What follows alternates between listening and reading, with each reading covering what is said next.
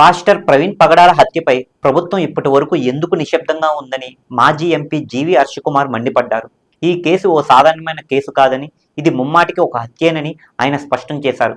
Social media ద్వారా ఓ video విడుదల చేసిన హర్షకుమార్ ఈ ఘటనపై ఏపీ ప్రతిపక్ష నేత జగన్మోహన్ రెడ్డి స్పందించకపోవడాన్ని గట్టిగా తప్పుపట్టారు.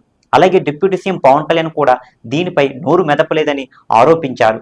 న్యాయం జరిగే వరకు తాను వెనకడుగు వేయనని, ఈ పోరాటం కొనసాగిస్తానని జీవి హర్షకుమార్ చెప్పారు. గుడ్ ఫ్రైడే రోజైన ఏప్రిల్ 19న శనివారం సాయంత్రం 4 గంటల నుంచి 6:30 గంటల వరకు ప్రవీణ్ శవం లభించిన కొవ్వూరు దివాణ చెరువు రోడ్డులోని నయారా పెట్రోల్ బంక్ ఎదురు స్థలంలో కొవ్వొత్తులు వెలిగించి నిరసన తెలపాలని ప్రజలకు మాజీ ఎంపీ జీవి హర్షకుమార్ పిలుపునిచ్చారు. ఈ నిరసనలో ప్రవీణ్ హత్యకు ప్రభుత్వం బాధ్యత వహించాల్సిందేనని నమ్మే ప్రతి ఒక్కరూ పాల్గొనాలని కోరారు.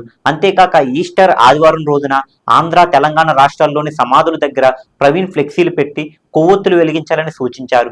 శాంతియుతంగా నిరసన తెలిపే విధంగా అందరూ ముందుకు రావాలని, ఈ పోరాటంలో మానసిక ధైర్యం కావాలని హర్షకుమార్ తన వీడియోలో భావోద్వేగంగా విజ్ఞప్తి చేశారు.